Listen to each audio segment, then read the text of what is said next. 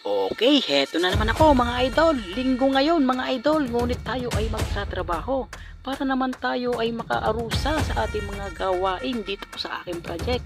Ayan nga pala yun mga idol. Kasalukuyang meron na siyang trusses at ito'y bukas ay bububungan na.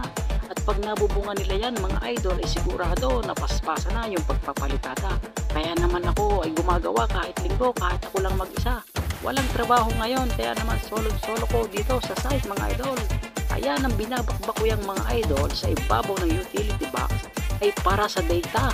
Para naman yung abang ng ating internet ay hindi kung saan lang ilulusot. Iiwasan natin yung mga ganong bagay mga idol. Kailangan laging may abang para sa data.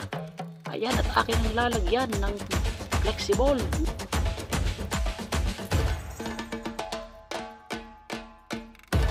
Ayan, papakita ko sa inyo mga idol kung gaano kapangit yung walang abang ng mga dadaanan ng para sa internet. Ayan, at pagkahalo ko ng samento ay akin ang pinalpikan. Kailangan natin laging papalpikan mga idol para naman hindi na siya magalaw. Baka mapakuan pa eh, sayang naman ang ating trabaho, baka naman matanggal pa. Kaya akin ang pinapalpikan ng samento para na rin maayos yung ating gawa mga idol. Ito yung sinasabi ko mga idol, ayan yung nangyayari sa ground floor dahil walang abang para sa internet. Ayan, pinapagapag lang nila kung saan. Tulad niyan mga idol, tapos ay ayan oh, nasa harapan, kitang kita ang mga kable. Papabaybayin lang nila yan at isusok kung saan mga sulok-sulok. Ayan, at kung may abang tayo mga idol, ay mapapanatili natin na malinis ay yung harapan ng apartment mga idol.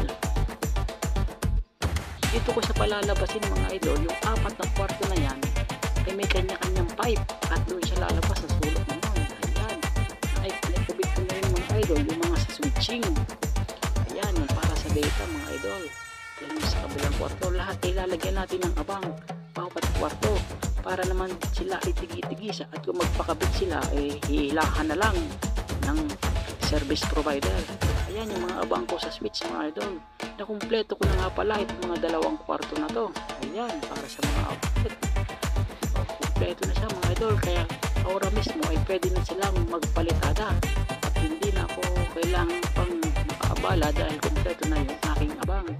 Ayan ang para sa switching sa banyo mga idol. Ayan yung para sa washing area. Naman sa rep at yung switching papunta sa kusina. Ito naman yung pahabol na gusto ng owner. Yan, may tatlong wall light dyan sa hagdan. Ayun, likod mga idol, kitang-kita yung paglalabasan ng ating abang sa mga data. At meron na rin ako nilabas dyan, ilaw para sa mga canopy, para naman may ilaw dyan sa likod mga idol. Hanggang dito na lang muli mga idol, pa-follow and share na lang. Maraming salamat!